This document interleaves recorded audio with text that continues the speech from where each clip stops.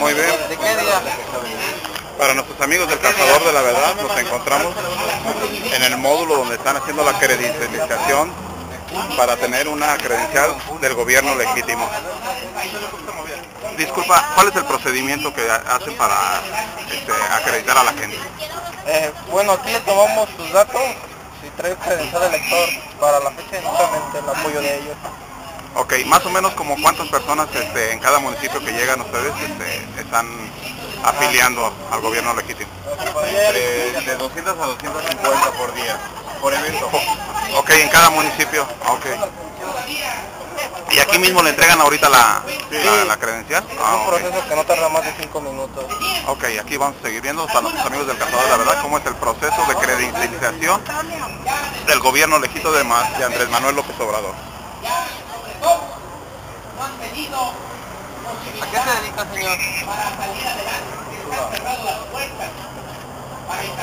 Se recarga por favor en el respaldo y voltea a ver a la cámara, por favor. ¿Me da permiso, por favor? Y eso no se va a resolver, Salores, nada más con policías, con soldados, y con cárceles, y con leyes más severas, o con amenazas de mano dura. ¿A qué se dedica? Ahorita le dan su credencial más adelante. ¿A qué se dedica? Entonces él pasa para allá para que le den ya su credencial Sí, elaborada. ya en mi casa. O sea, esa es la que está saliendo ahorita. Es el documento. Okay. Gracias. Sobre nuestro movimiento, vengo a decirles que a pesar del fraude electoral, a pesar de que nos robaron la presidencia de la República, decidimos adelante seguir luchando por un verdadero cambio en nuestro país. Aquí, como en más de 1000 municipios, la presidencia de la República se ganó en todas partes. ¿Por qué decimos un fraude? Porque hay muchas de falsificación de actos y de votos falsos en favor de Calderón y del Partido Acción Nacional. El resultado final oficial fue diferencia de medio punto, ni siquiera un punto de ventaja, medio punto. Por eso pedimos a los votos y se negaron a hacerlo. Le mandé a Calderón, le pedía que eso es lo que más convenía al país, que se alejara fecha la incertidumbre y que se contara lo que eso iba a resolver. No quiso, se negó, porque Calderón sabe que es la presidencia de la República, que le está ese cargo. Después del fraude, teníamos que decidir qué camino iba a tomar este movimiento. Nos tocó vivir momentos muy difíciles, porque había mucha tristeza, llantos, depresión en millones de mexicanos, sobre todo la gente pobre que tenía esperanzas en que las cosas mejoraran en nuestro país. Y también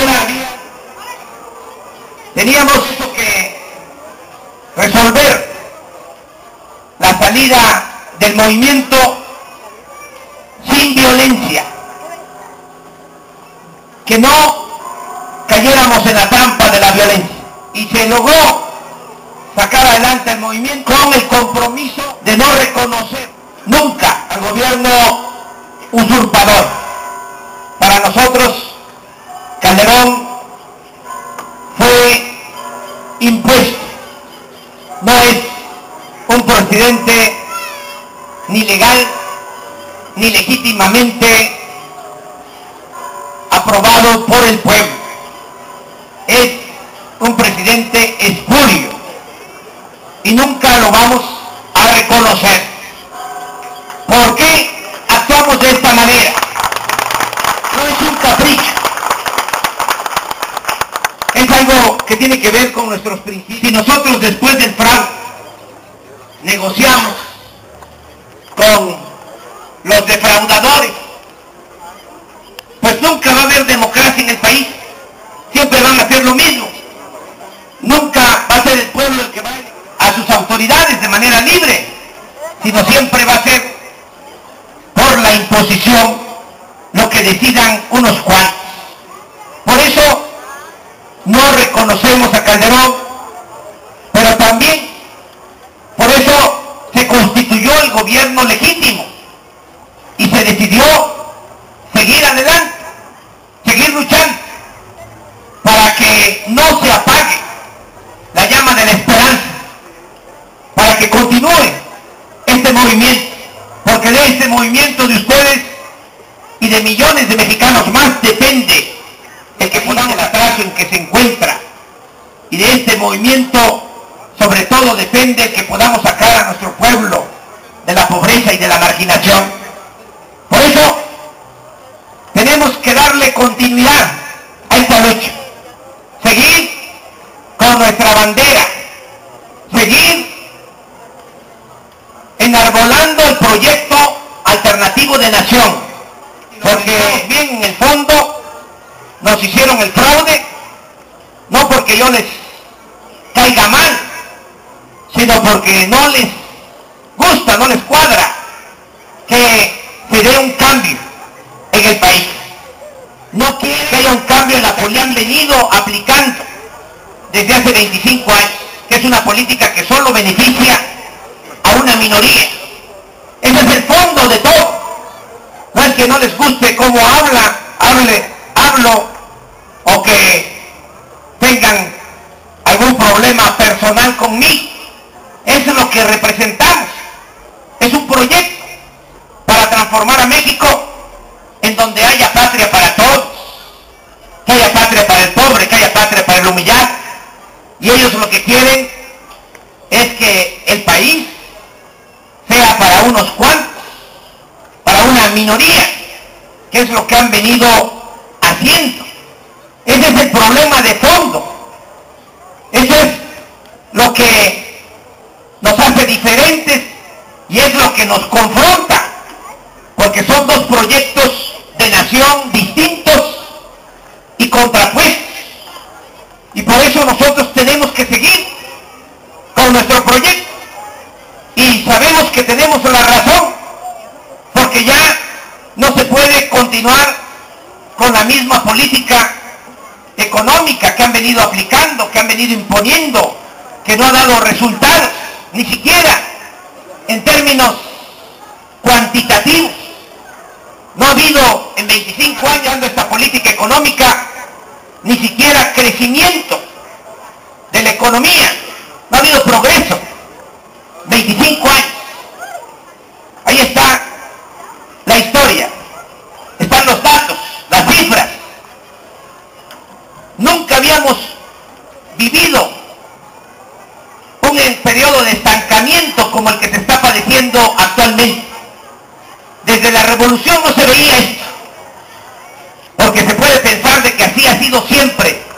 No, hubo estancamiento económico cuando la revolución, pero inmediatamente desde el gobierno del general Cárdenas, desde 1934 hasta 1982, por un periodo de cerca de 50 años, la economía de nuestro país crecía cada año 6%. ¿Qué ha pasado del 82 a la economía? Solo ha crecido 100% anual. El aumento de la población, el resultado es cero crecimiento económico. 25 años de estancamiento económico. Esto no se dice en la radio, no se ve en la televisión, estos temas no se tratan. Pero ese es el asunto de fondo, porque si no hay crecimiento en la economía durante 25 años, pues no hay empleo. Y si no hay empleo, no hay bienestar. En estos últimos tiempos, que la gente, sobre todo los jóvenes, se han visto en la necesidad de emigrar, de abandonar a sus familias, de abandonar sus pueblos para ir a buscar trabajo del otro lado de la frontera. Convirtió en el país del mundo que más exporta, expulsa al extranjero. Se van 600,000 mexicanos cada año a trabajar, a vivir a Estados Unidos. ¿Por qué? Por el estancamiento económico. ¿Qué es lo que establecieron ya? Sistema que ya no se puede progresar en México. La mayoría del pueblo no puede progresar, no puede salir adelante. En México nada más progresar unos cuantos, se hacen cada vez más ricos de manera impune y obscena, de manera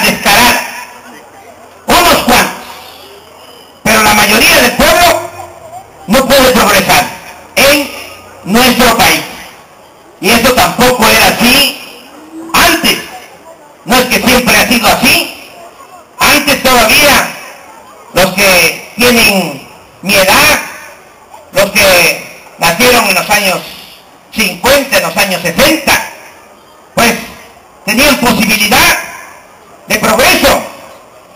Los sociólogos le llaman a eso movilidad social, es decir, que se pueda ascender en la escala social.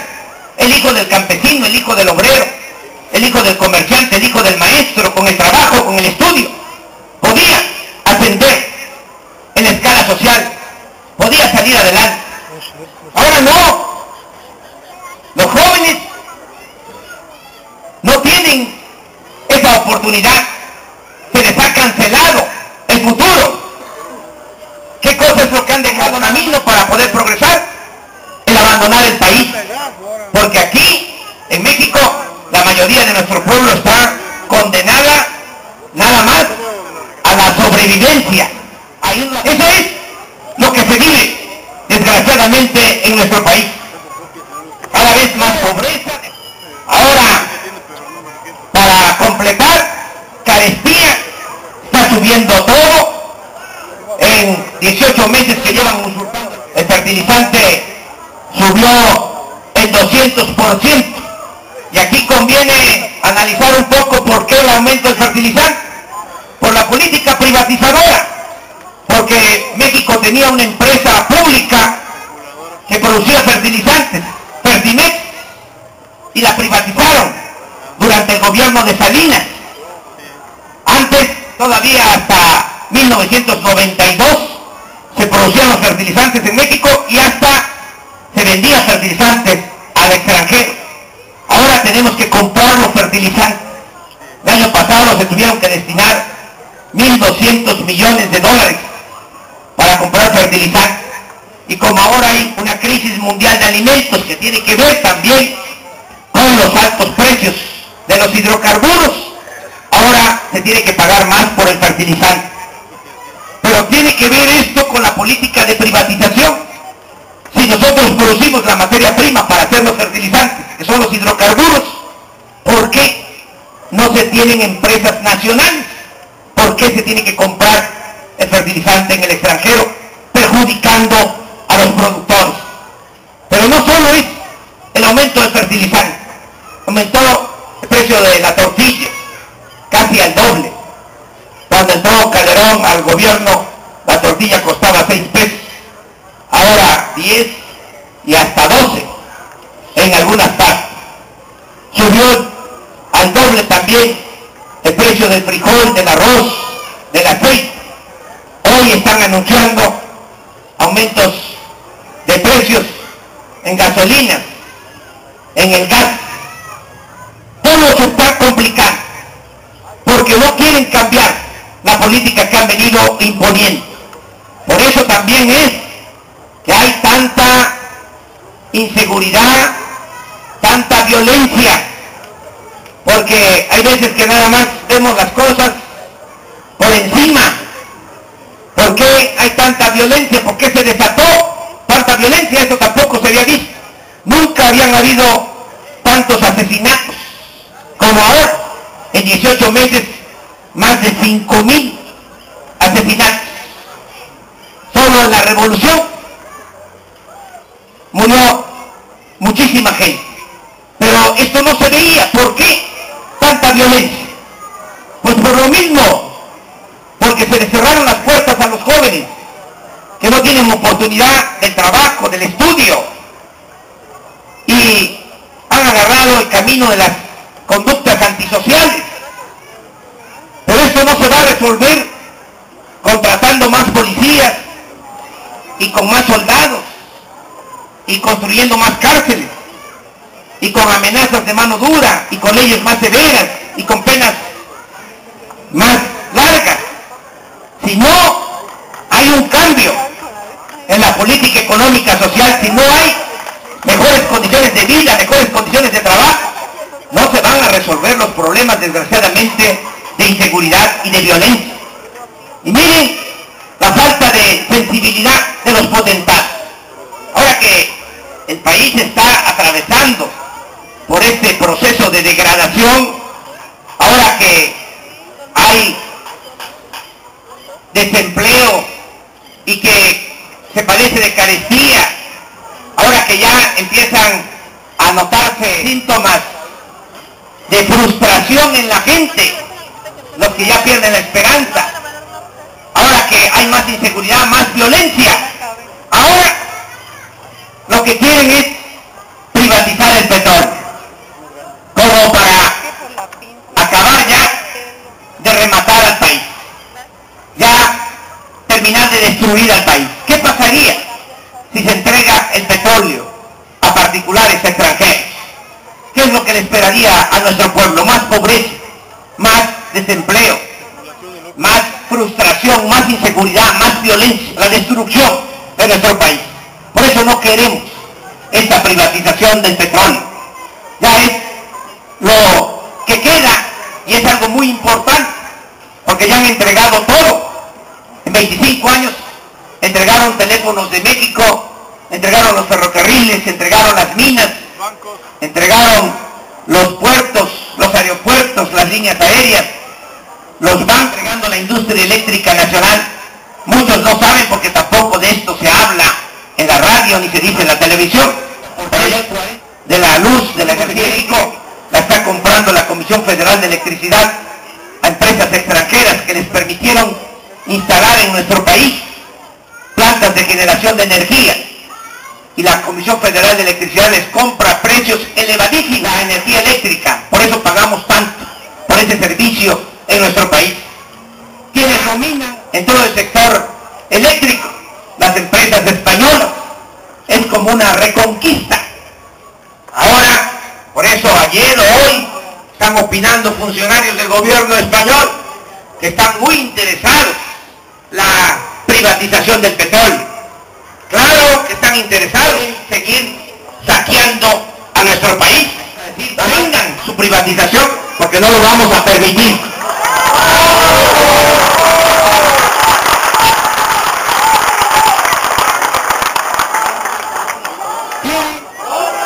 Entregar el petróleo y no hay ninguna justificación. Nada. Eso que dicen de que no tenemos tecnología, que dicen en la televisión que tenemos un tesoro en las aguas profundas del Golfo de México y que hay que ir por él, pero como no tenemos tecnología, tenemos que asociarnos con empresas extranjeras para sacar ese tesoro. Eso es pura mentira. Para empezar, ni siquiera se sabe a ciencia cierta si hay petróleo en aguas profundas en el Golfo de México, porque no hay estudios de exploración, no hay estudios de sísmica. Donde esté el petróleo es en tierra y en aguas someras, donde siempre está, en los estados de Tamaulipas, de San Luis Potosí, de Veracruz, Tabasco, Campeche, Chiapas, todo lo que es la costa del Golfo de México. Ahí es donde está el petróleo. Y claro que tenemos tecnología. Costó más trabajo al general Cárdenas cuando expropiaron el petróleo, cuando se recuperó el petróleo, las compañías petroleras extranjeras amenazaron, nos sentenciaron de que no íbamos a poder los mexicanos. Dejaron una placa allá en Ébano, San Luis Potosí, las empresas extranjeras, que decía: nos vamos, pero vamos a regresar, porque no van a poder ustedes sin nuestra tecnología. Y los trabajadores mexicanos, los ingenieros mexicanos, sacaron adelante a la industria petrolera. Con más razón ahora que hay más conocimiento, que tenemos mejores profesionistas. Claro que no es un problema de que falte tecnología. Todo esto lo están inventando porque lo que quieren es reformar las leyes para darle entrada a las empresas extranjeras. También es una gran mentira el que no hay dinero para fortalecer a Pemex. Ahí está Calderón diciendo de que se tiene que permitir la inversión privada porque tenemos que producir aquí la gasolina. Que por qué compramos la gasolina en el extranjero. Claro que está mal que se compre la gasolina en el extranjero, porque deberíamos de producirla aquí. Llevan 26 años, 28 años sin construir una nueva refinería en nuestro país. Claro que se deben de construir refinerías, pero se tiene que hacer sin que intervengan los extranjeros, porque ¿cuál es el programa de Calderón? ¿Cuál es el plan que tiene? Pues que Pemex le entregue petróleo crudo, materia prima, a las empresas extranjeras para que ellas refinen el petróleo, hagan la gasolina y que Pemex les compre la gasolina. ¿Por qué no lo hacemos de manera directa? ¿Quién le ha impedido a Calderón? Ya va a cumplir 2 años y no ha puesto ni siquiera un ladrillo, ni siquiera ha ordenado que se haga el proyecto para la construcción de una refinería. Nosotros en la campaña dijimos que íbamos a construir 3 refinerías. Si no nos hubiesen robado la presidencia a estas alturas, ya se estarían construyendo, ya se tendrían un avance de esas obras, de esas refinerías, del 70% para dejar de comprar la gasolina en el extranjero.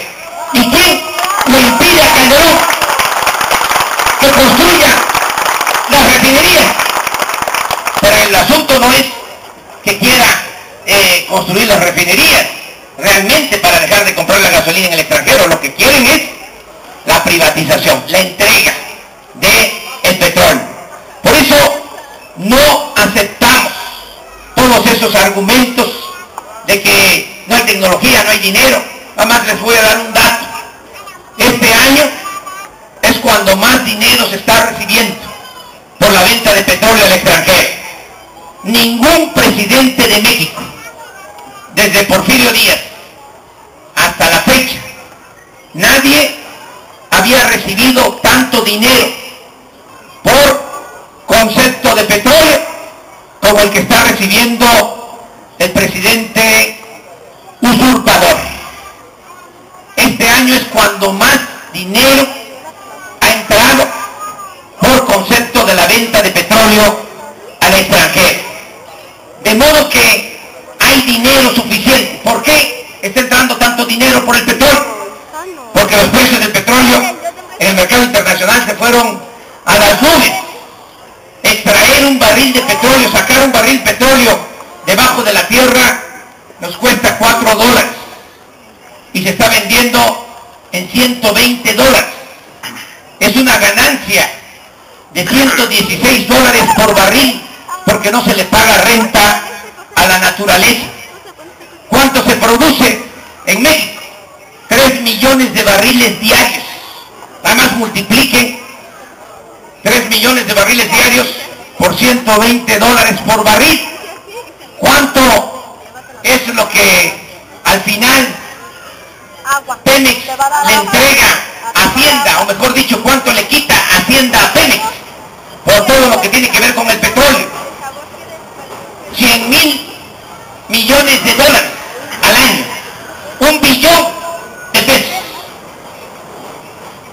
Si ese negocio jugoso que ambicionan tanto se entrega a particulares, no vamos a tener ni siquiera presupuesto, porque ni modo que las empresas extranjeras van a pagar a Hacienda lo que Hacienda le está quitando a Pemex actualmente. Las empresas extranjeras no están acostumbradas a pagar impuestos, están acostumbradas a la ganancia rápida y fácil, y no vamos a tener dinero para financiar el desarrollo del país. Vamos a comprometer ya el futuro de nuestros hijos, de los hijos de nuestros hijos, si se permite la privatización del petróleo. Por eso nos oponemos a esto, y me da mucho gusto porque ya la gente está reaccionando más. Cuando empezamos a decir de que venía la privatización, primero nos tiraron a locos, que no era cierto, que yo estaba inventando. Luego ya se descararon, sacaron sus propuestas. En abril se frenó este intento de privatización porque querían hacerlo rápido. Calderón quería que todo se aprobara, todas sus reformas a las leyes, en 15 días. Ya tenían hasta el día en que iban a terminar de aprobar todas las leyes. El 22 de abril ya estaban de acuerdo arriba el PRI y el PAN, como siempre lo hacen. Yo respeto mucho a los priistas, a los panistas de abajo, porque con ellos no es el pleito. Si lo analizamos bien, ellos están igual de amolados como lo está la mayoría de nuestro pueblo. Pero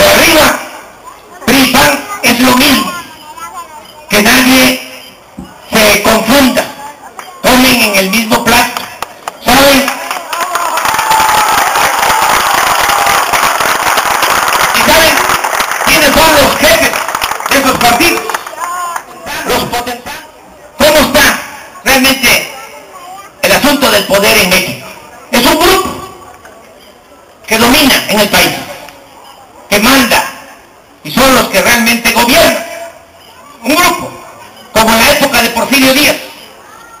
En ese entonces eran 300 los que mangoneaban en el país. Ahora no llegan ni a 100 los que se creen amos y señores de México.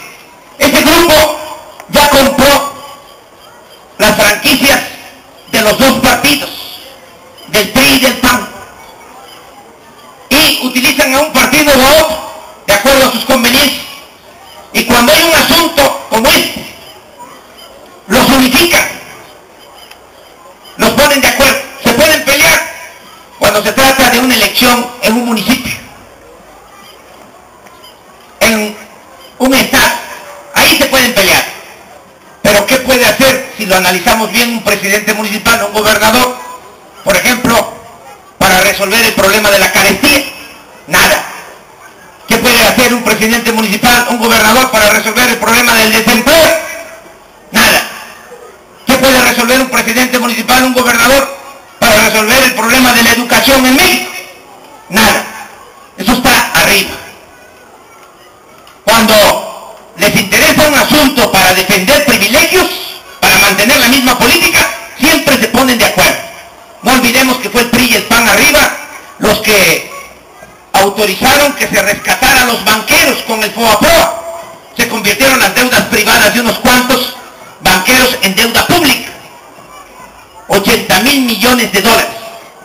Si aquí, en este municipio, Yurecuaro, se le va mal a un comerciante, a un productor, el gobierno no lo rescata y ve el productor, el comerciante, cómo le hace. ¿Por qué teníamos que rescatar a los banqueros? ¿Por qué el gobierno tenía que hacer eso? Con el dinero de todos. Pues así se hizo. Se rescató a los banqueros. ¿Quiénes aprobaron eso? El PRI y el PAN. Esta es la deuda de 80,000 millones de pesos, de dólares. Se tienen que pagar de intereses del presupuesto público cada año por esa deuda 40,000 millones de pesos. ¿Cuánto es el presupuesto de Michoacán? 33,000 millones. Se le paga más a los banqueros de intereses que el presupuesto de Michoacán de todo un año. Eso es lo que han venido haciendo. Y allá arriba siempre se ponen de acuerdo. Ahora aumentaron el precio de la gasolina, PRI y PAN. ¿Quiénes aprobaron la llamada reforma fiscal? PRI y PAN. Para cobrar más impuestos a trabajadores, asalariados, a comerciantes, a pequeños, a medianos empresarios. ¿Quiénes aprobaron las reformas a la ley del ISSSTE? PRI y PAN. Para perjudicar a 2,5 millones de trabajadores, incluidos a todos los maestros. Siempre se ponen de acuerdo. Ya estaban en el caso del petróleo y siguen estando. Nada más que ahora están simulando, están pensando que nos van a engañar, como la propuesta de Calderón en materia petrolera. Se fue a la basura porque está rechazada, está mal vista ya la mayoría de la gente. Ahí fue Manlio Fabio Beltrones a pepenarla de la basura, la reforma de Calderón, y ya presentó una nueva propuesta, supuestamente del PRI, pero es la misma. Saben que estudié la propuesta del PRI, me encontré que de 49 artículos de la ley de administración que propone Calderón, 49 artículos, de 49 que tiene esa propuesta, esa iniciativa de ley, 28 los copió textualmente el PRI. 28 que no les quitó ni una coma. Es decir, se pusieron en la computadora. Hay veces que los muchachos que tienen computadora, que les piden en la escuela una tarea, que se les hace tarde, que ya tienen que entregarla, se ponen en la computadora y empiezan a pegar para entregar la tarea. Así lo hicieron. 28 artículos iguales. Es la misma propuesta. Nosotros no vamos a permitir eso. No vamos a permitir que se privatice, y les digo que me dio mucho gusto porque querían hacerlo rápido, no pudieron. Nuestros senadores, nuestros diputados tomaron la tribuna, se paró esto, tuvieron que ir a debates. Ahora se sabe un poco más, aunque también en los debates hubo un bloqueo, los medios de comunicación no informaron, se supo muy poco, Televisa le dedicaba 20 segundos a cada foro, apenas si decían, hoy hubo un foro en el Senado sobre petroquímica, participaron fulano y mengano, y ahí se les acababan los 20 segundos, eso era todo lo que informaban. Pero algo, fueron 21 foros, y en todos esos debates ganamos los que fueron a representarnos mejor.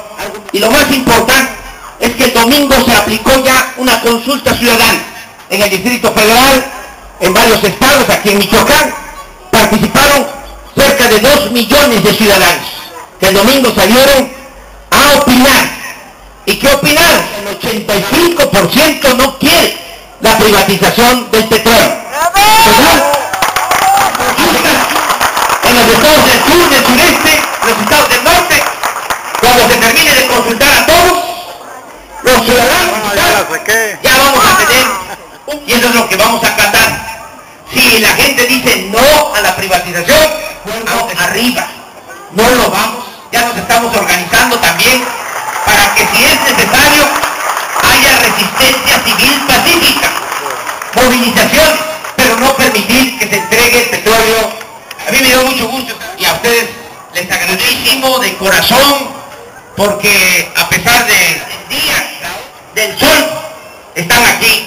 Muchísimas gracias, presidente Juárez, con el pueblo todo, sin el pueblo nada.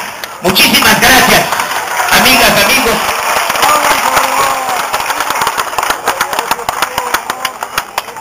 Yo recuerdo, ya lo dije y lo quiero repetir, nos apoya mucho, la prueba fue el 2 de julio del 2006.